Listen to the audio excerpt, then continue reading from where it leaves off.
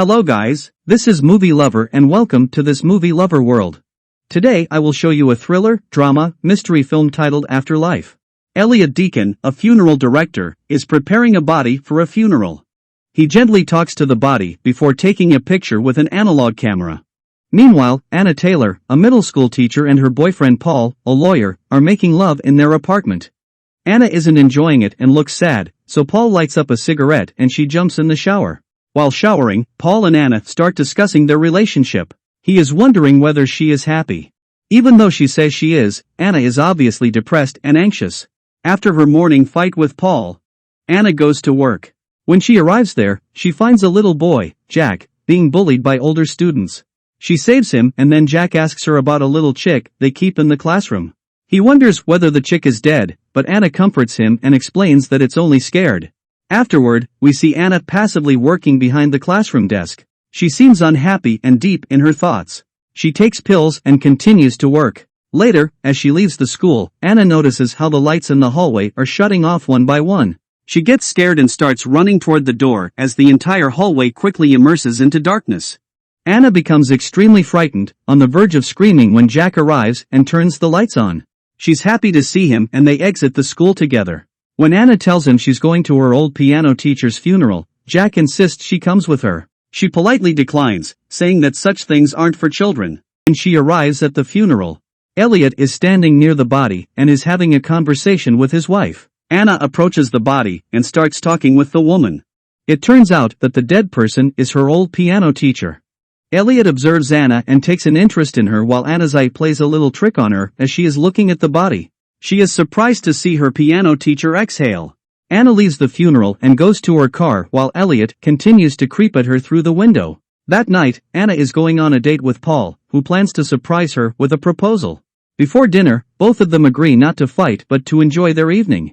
Anna notices how Paul bought an expensive bottle of wine, so she asks whether there's a special occasion they are celebrating.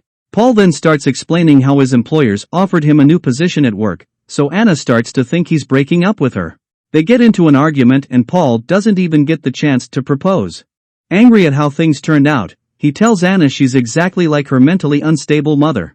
He runs after her but she turns on her car along with metal music and starts driving into the night, while it's raining. Since she's distressed, she doesn't care that a large truck is passing next to her and instead of trying to drive properly, she starts dialing a number on her phone. We don't see what happens, but Anna suddenly screams and turns the wheel. Next thing we know, she's in the basement of Elliot's funeral home, lying on an embalming table with a bruise on her head, wearing a short red dress. Elliot approaches her and starts cutting her clothes. Suddenly, she wakes up. The mysterious funeral director then tells her that she was in a car accident and that she's officially dead. She doesn't believe him, so he shows her the death certificate. Anna isn't convinced and wants to move, but she can't. Elliot laughingly says that everybody is in denial when they first wake up at the autopsy table. He leaves her to rest and shuts down the lights, as Anna convinces herself that she's having a nightmare. While she is screaming at herself to wake up, Paul is waking up in their bed and finds that Anna is missing. He's wondering whether she left him and regrets last night's fight. Paul tries to call her, but he doesn't know that Elliot has her phone. The answering machine turns on and Paul explains how he wants her to come to Chicago with him, not break up. Paul goes to look for his girlfriend at the school, but she isn't there, so he goes to her mother's place. Anna's mother tells Paul that her daughter is dead and blames him for letting her drive in the rain. Paul is left in disbelief and tears as Anna's cold-hearted mother says that she never liked him. Meanwhile, Anna is still convinced that she isn't dead and begs Elliot to let her go while he is sewing the bloody wound on her forehead. Elliot insists that she is dead and proceeds to inject a yellowy fluid into her neck. The doorbell rings at Elliot's funeral home as Anna sweeps back into an unconscious state. Elliot leaves the basement and goes to greet Anna's mother. As Anna's mother is sitting in front of her supposedly dead daughter, she doesn't shed a tear. Instead, she blames her for dying and leaving her poor mother all alone. But she doesn't leave without saying her final wish. She wants Elliot to return Anna's natural hair color black. Meanwhile, at the funeral home, Elliot is cleaning his embalming tools upstairs while in the basement. Anna wakes up and realizes that she can move her body. She quickly starts checking her pulse and hitting her hand on the table, trying to feel pain and get some proof that she's alive. She gets up from the table and tries to dial the phone in the basement, but the phone is already busy because Elliot is using it upstairs to confirm the details about her funeral. Anna starts yelling for someone to let her out, but the doors are closed and there's nobody there. At the same time, Paul arrives at the funeral home, demanding to see Anna's body. Elliot doesn't allow it as Paul technically isn't family. As the two of them fight, Anna hears Paul's voice and starts yelling, but to no success as he can't hear her. When Elliot comes back into the basement, he finds Anna sitting on the floor. She asks about Paul, but he gives vague answers and instead, turns the questions right back at her. He asks if she ever loved Paul and starts persuading her that she has to let go of the living. Anna insists she's alive, but Elliot doesn't give up and starts convincing her that she's in denial. After the quarrel at the funeral home, Paul goes to the police. Since he's a lawyer, a lot of the policemen already know him. They allow him to get a drink from the soda machine, but he uses the opportunity to sneak into the room where they keep cars from accidents. He walks around the cars and tries to find Anna's. When he does, he sits on the driving seat and starts crying. As he notices a bloody bobblehead near the window, he has a hallucination of Anna standing next to the car. He gets scared, but luckily a police officer who's his friend comes and comforts him. Paul takes the bobblehead with him and heads home. While Paul is having a breakdown, Anna takes a knife to try to pick the basement door's lock. But, as she approaches the door, she sees another body in the basement, the old woman Ms. Whitehall. Anna becomes nervous and starts rethinking the situation. Seeing the dead woman, she feels deep in her bones that she doesn't want to be dead. As this is happening, Elliot enters the room. But first, he adjusts the thermometer and drops the room temperature. Anna tries to kill him with the knife she stole and like a psychopathic master manipulator, Paul dares her to drive the knife in him. She doesn't do it. Then Paul starts explaining how he can talk to her because he speaks to the dead. He tells her that it's his job to help them transition. Then, he starts yelling at her, wondering why she insists she's alive when she didn't have such a special life to begin with. Anna becomes depressed and lays on the table. Soon, she wakes up and sees Ms. Whitehall standing in front of her. The old woman is now dressed in black and is combing her hair, telling Anna that she's not ready. Suddenly, a dark metallic door opens in the corner. When Anna arrives in front of it, she slowly puts her hand in the darkness, when suddenly another pale hand takes her and drags her inside. The door closes and Anna finds herself in a mystical dark world with blue lights. There, a little wounded girl emerges from the shadows and tells Anna that she's disappointed in her. The little girl also tells her that she's actually her and that she might be better off dead. This vision was only a dream as Anna returns to the embalming table and wakes up. She angrily gets up and pushes everything off the shelves, screaming in agony. Above the basement, Elliot is preparing flowers for Ms. Whitehall's funeral. While he is putting in the final decorations, Jack approaches him, asking him when Anna's funeral will be. Elliot is intrigued by the child but leaves him be. He goes to the basement and sees everything broken. He starts yelling at Anna, asking her why she pushed everything off the shelves. But instead of getting answers, he finds her in a state of shock, wondering whether she's alive or dead. Meanwhile, Paul is in his apartment washing his face when suddenly Anna appears, naked. She turns toward him and starts ripping her heart from the chest. Her torso is open and bleeding and as he screams, he wakes up and notices how the doll he took from the car moves its head in his direction. In the funeral home's basement, Elliot brings Anna's burial dress which her mother prepared. Anna says she's not ready to die yet and tries to start a conversation with Elliot. While doing so, Anna's actually stealing his keys. When he leaves, she tries to open up the doors from the basement. But, soon after he leaves in his car, Elliot notices how his keys are missing.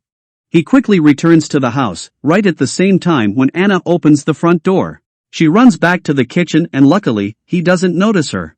Sadly, she leaves the keys in the door so there's nowhere left to go since all the other doors are locked too. Elliot doesn't suspect she's run away until he starts hearing noises, so he decides to search the rooms. Meanwhile, Anna takes a knife from the kitchen and runs around the house, hoping to find an exit. As Anna finds a telephone and tries to ring Paul, Elliot is quietly walking through the house, trying to find her. When Paul answers the phone, Anna starts talking and asking for help, but he thinks it's a prank and hangs up. While she is holding the phone, Elliot finds Anna and continues to convince her that she's dead, saying, "You people, you always need proof." He shows her the mirror where she sees how pale she is and starts thinking that she's really dead. While this is happening, Jack is outside and sees Anna from the window. Elliot notices this, but he smiles as he sees an opportunity to manipulate the little kid. Anna seems convinced and they soon go down to the basement where Elliot washes her hair, removing the color, as per her mother's wishes. While taking care of Anna, Elliot gets a call to pick up a dead body and prepare it for a funeral. Paul is still grieving and he goes to Anna's school to pick up her things. In her drawers, he finds postcards and pictures of him Anna took during a picnic. He starts crying as the memories come rolling in his head. Furious and sad, he knocks out everything from the table. While this is happening, Elliot and Anna are in the basement where Elliot is preparing another dead body. He's sewing the dead man's mouth to keep it closed and puts plastic in the eyes. Anna's asking whether Paul cried when he saw her and Elliot lies saying he didn't when in fact, Paul didn't even see her. She asks Elliot why do people die and he tells her that it's because death makes life important. Then, he injects the yellow fluid into her neck again, making her unconscious. In school, Paul meets Jack and the little boy tells him that he saw Anna at the funeral home, wearing a red dress. Paul says that Anna didn't have a red dress, but Jack insists she saw her. Paul loses his patience and when Jack says that maybe Paul doesn't love her anymore, he slaps the kid hard. In the funeral home, the weird Elliot is looking at the pictures he takes from bodies and starts talking to them. Suddenly, he sees a police car in front of his house and gets scared. When the police officer arrives at the door, he asks to see the dead body. Elliot draws back like he's thinking of an escape plan but turns out the policeman is the new dead body's brother. Elliot sighs in relief and takes the policeman to the basement. While looking at his brother, the policeman notices Anna's body. She is unconscious, but her head slightly moves. The policeman asks Elliot a few minutes alone with his brother and when Elliot leaves, he goes toward Anna's body. It seems like he suspects she's alive, but the only thing he wanted was to touch her. As the policeman touches Anna, Elliot re-enters the basement, confused at what he just saw. The policeman leaves and Elliot gets angry. He starts obsessively putting makeup on the dead brother, making him look like a clown. He talks to the body, but since the body is really dead, nobody replies. Meanwhile, Jack doesn't give up on his suspicions and visits the funeral home again. He goes toward the new body when Elliot arrives and scares him. Elliot tells the child that the dead are drawn to Jack because he has a gift. He tells him they both have a gift, like Lazarus who raised Jesus. He tells Jack that the first one who spoke to him was his mother and then offers to teach the kid how to use his gift. While driving, Paul sees a red dress, just like the one Jack described. He remembers that Anna did have a red dress and quickly drives to the funeral home. There, he finds Elliot pruning his bushes and insists he sees Anna. He tells him that Jack saw her in the window, but Paul explains that the boy is a frequent visitor of the funeral home and has a vivid imagination. Paul gets really angry and enters the house, screaming Anna's name while running toward the basement. Anna wakes up at that exact moment, but she doesn't react as now, she believes that she's really dead. Paul leaves and goes straight to the police, demanding they do a search of the funeral home. The police don't take him seriously because they think he's only grieving. In the funeral home, Anna is on the table and Elliot is prepping her for the funeral. She starts opening up, telling Elliot how she has regrets and wanted a different life. Anna tells she lived in a routine and never really allowed herself to love because she learned as a child that love can only hurt you. When Elliot asks her what would have made her life better, she replies that she only wanted to be happy. Elliot gets angry and starts questioning her life and her relationship with Paul. He then opens the door and tells her to leave and that she has another chance. But Anna has a frightening hallucination and stays at the doorway, not moving a muscle. Elliot then laughingly says, like he is proving a point, that people aren't afraid of death, but of life. They get back to the table where Elliot is finishing his preparations for the funeral.